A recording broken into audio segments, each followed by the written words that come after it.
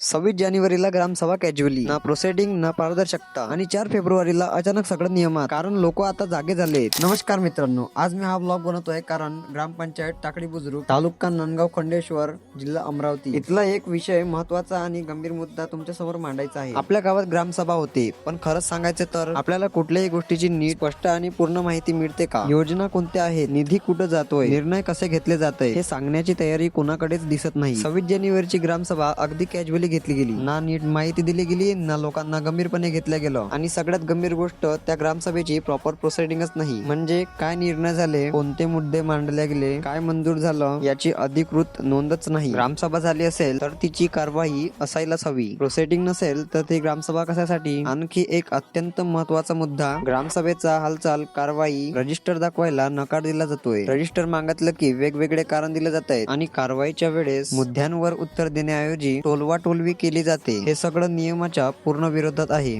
आणि एक वास्तव समजून घ्या, लोक पूर्णपणे तयार आहेत, लोक प्रश्न विचारायला तयार आहे, लेखी तक्रार द्यायला तयार आहे, प्रक्रिया पूर्ण करायला तयार आहेत। पण दुर्दैवाची गोष्ट अशी की ग्रामपंचायत टाकळी बुजुर्ग मधले काही कर्मचारी काय करायचं कसं करायचं हे नीट सांगू शकत नाही। कधी म्हणतात हे आमचं काम नाही, कधी म्हणतात दुसऱ्या टेबलवर जा, कधी म्हणतात नियम नाही, तर कधी वरून आदेश नाही। म्हणजे लोक तयार आहेत, पण प्रक्रियाच लोकांसाठी अवघड करून ठेवली जाते। यातूनच एक गोष्ट अजून स्पष्ट होते, ग्रामपंचायतीचे काही कर्मचारी लोकांचे अधिकार कमी करत असल्यासारखे वागत आहे। लोकांना बोलू नका, प्रश्न विचारू नका असा सूर दिसतोय, म्हणजे थेट थेट लोकांची सत्ता कमी करण्याचा प्रयत्न सुरू आहे। त्यातच ग्रामपंचायतीत जबाबदारी स्वीकारायला कोणीच तयार नाही। एक कर्मचारी दुसऱ्यावर जबाबदारी लोटतो आणि सामान्य नागरिकाचे प्रश्न तिथेच अडकून पडतात। ग्रामसभा म्हणजे फक्त ऐकण्यासाठी नसते, ती उत्तर देण्यासाठी, निर्णय नोंदवण्यासाठी आणि लोकांची सत्ता दाखवण्यासाठी असते। पण जेव्हा प्रोसिडिंग नसते, रजिस्टर दाखवले जात नाही, प्रक्रिया स्पष्ट सांगितली जात नाही आणि लोकांचे अधिकार कमी केले जातात, तेव्हा पारदर्शकता संपते। आता बघा, 4 फेब्रुवारीच्या ग्रामसभेची तयारी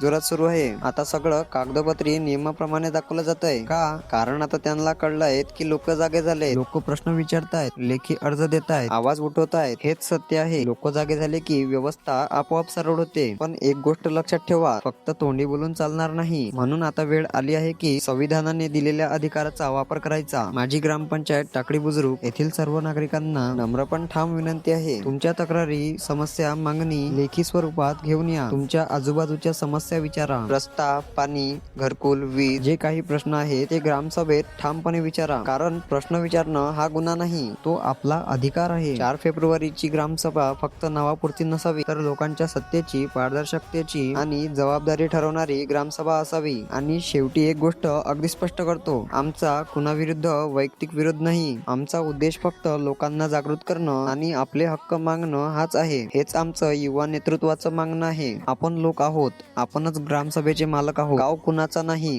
गाव आपला आहे आणि आपले हक्क मागणं हा गुन्हा नाही, तो आपला अधिकार आहे।